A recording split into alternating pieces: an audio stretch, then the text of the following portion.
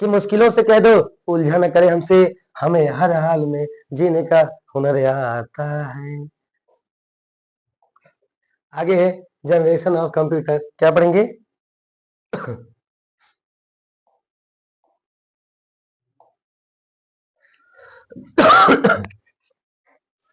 हो हो कि बाबू मुश्किलों से कह दो उलझा न करे हमसे, मुश्किलों से कह दो उलझा न करे हमसे, हमें हर हाल में जीने का हुनर आता है। कैसे आता है चलते हैं देखते हैं। कि जनरेशन ऑफ कंप्यूटर, कंप्यूटर की पीढ़ियां होती हैं। जनरेशन, जी मीन्स होता है जनरेशन 5G 4G 3G। जी मीन्स क्या होता है? जनरेशन। इसकी जनरेशन कितनी है? 5 जनरेशन है। 1 2 3 4 5 जनरेशन है। उससे पहले पता करो ये पागल कौन है, खो गया है, चला रहा है पीसी अपना। जल्दी से नाम बताओ फटाक से, इसका क्या है? इसका नाम लिखते हैं जल्दी से, इसका एड्रेस पता करो। आर्यांश पता करो, वो मांगी कीमत मिलेगी। पीरियड टाइम टेबल ध्यान से देखिएगा कि जब देश आजाद हुआ था, ट्रिक याद कर लीजिए उसकी।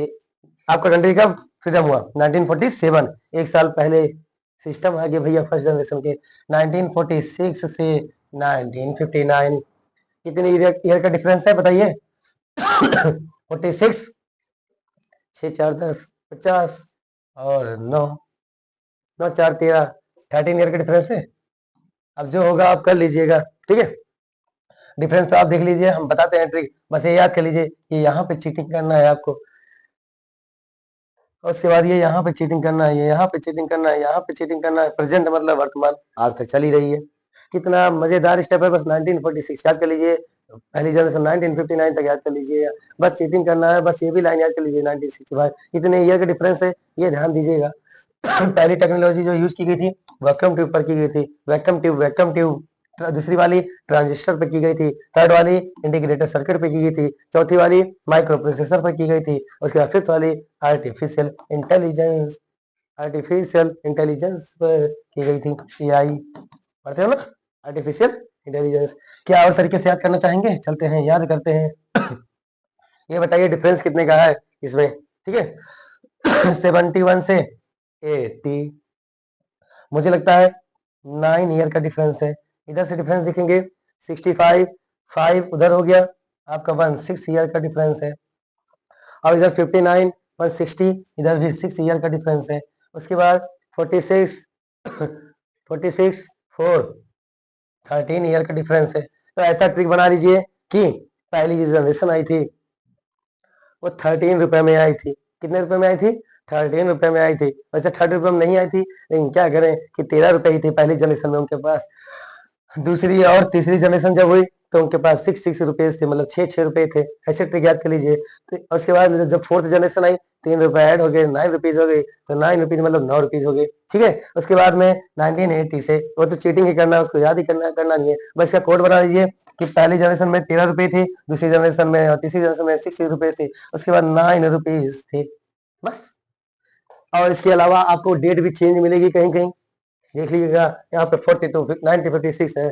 अब कहोगे सर ये क्या है, बिल्कुल बताते हैं आपको। क्या फोटो वोटो देख लीजिए, जैसे क्या है बेटा, चलो बताओ क्या पढ़ा जाएगा, ध्यान से देखिएगा। कि BUT बट पढ़ा जाएगा, ओके। CUT क्या पढ़ा जाएगा, बोलो बोलो, कट पढ़ा जाएगा।